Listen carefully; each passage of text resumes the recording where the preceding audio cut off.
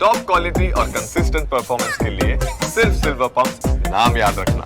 સૌરાષ્ટ્રને હાઈકોર્ટની batch મળે તે માટે વકીલો આંદોલનના માર્ગે છે, ત્યારે મારી સાથે રાજકોટના શ્રેષ્ઠ વકીલો જોડાયા છે. જે રીતે માંગણી ઉઠી છે, 4 દાયકાનો પ્રશ્ન છે, મુખ્ય માંગ શું છે અત્યારે? મુખ્ય માંગ રાજકોટમાં ગુજરાત હાઈકોર્ટની બેન્ચ સ્થાપિત થાય એ જ છે. 1983 થી શરૂ કરેલી આ માંગણી અમને વિશ્વાસ કે 2026માં ચોક્કસ સફળ થશે. અર્જુનભાઈ, મુખ્ય મુદ્દાઓની વાત કરવામાં આવે તો કયા કયા મુદ્દાઓ મૂકવામાં આવ્યા છે જેથી કરીને લોકોને ન્યાય મળે? જો ભારતનું બંધારણ એમ કહે છે કે ત્વરિત નિર્ણય મળવો જોઈએ તો જ નિર્ણય થયો કહેવાય.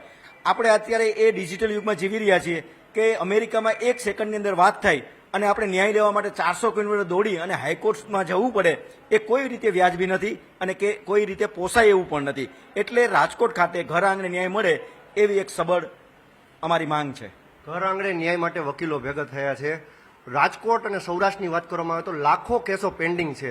આ પેન્ડિંગ કેસો વિશે શું કહેશો? અને ખાસ વકીલો જે ધક્કા ખાઈ રહ્યા છે અને એ પણ અરજદારોને સાથે રાખીને, અરજદારોમાં પણ ક્યાંક ને ક્યાંક રોષ છે. એમાં એવું છે કે ગુજરાત હાઈકોર્ટમાં જે કેસોનું ભારણ છે એમાંથી 40થી 50% કેસો છે એ સૌરાષ્ટ્રના છે. એટલે સૌરાષ્ટ્ર એટલે માંડી લે ભાવનગરથી માંડી અને જામનગર બધું જ આવી જાય છે. આ જે પક્ષકારોના કેસો છે એના માટે એમને ત્યાં મોટી ફી આપવી પડે છે, ત્યાં અહીંથી પક્ષકારોને ત્યાં દોડવું પડે છે.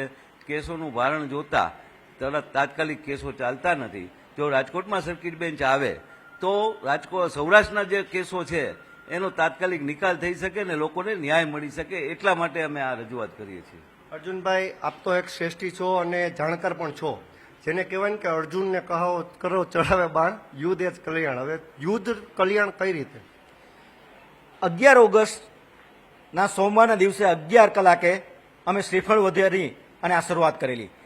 જ્યારે અમે લક્ષ્ય નિર્ધારિત કર્યું છે કે અમારે હાઈકોર્ટ બેન્ચ લઈને જ જંપવું છે, ત્યારે અમારી આ લડત સતત ચાલુ રહેશે.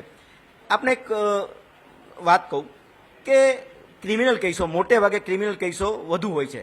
આજની તારીખે ગુજરાત હાઈકોર્ટમાં 1,75,000 ક્રિમિનલ કેસો પેન્ડિંગ છે. અને ક્રિમિનલ કેસો જ્યારે પેન્ડિંગ હોય ત્યારે અહીંથી પોલીસવાળા પણ ત્યાં આયો તરીકે હાજર રહેતા હોય છે અને પરિણામે આખું વ્યવસ્થા તંત્ર છે એ ડહોળાય છે. પોલીસ યોગ્ય રીતે કામ કરી શકે નહીં. એક મોટી આ એક જે તક છે ખામી એને દૂર કરવી જોઈએ. આ માટે પણ હાઈકોર્ટની બેન્ચને રાજકોટને મળવી જોઈએ, કારણ કે પોલીસવાળાઓ ત્યાં જો 400 કિલોમીટર જઈ અને ત્યાં બેઠા હોય અને કાયદોની વ્યવસ્થાની પરિસ્થિતિ આના કારણે પણ ડામાડોળ બને છે. નિર્ણયમાં વિલંબ હંમેશા થાય છે.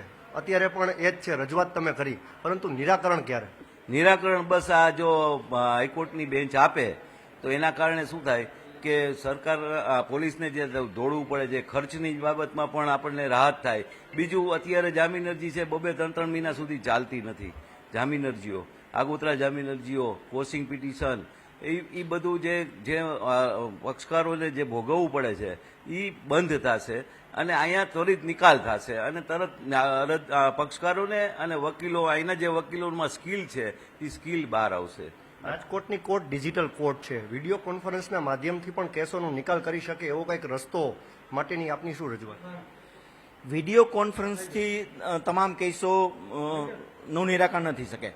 ટ્રાયલો ચલાવવા માટે વિડીયો કોન્ફરન્સિંગ એટલું બધું ઇફેક્ટિવ માધ્યમ નથી. એટલે ટ્રાયલ કોર્ટોમાં પુરાવા લેવાના હોય, સાક્ષીની વર્તણૂકની નોંધ કરવાની હોય, આ માટે તો ફિઝિકલ કોર્ટની જ આવશ્યકતાઓ રહે છે.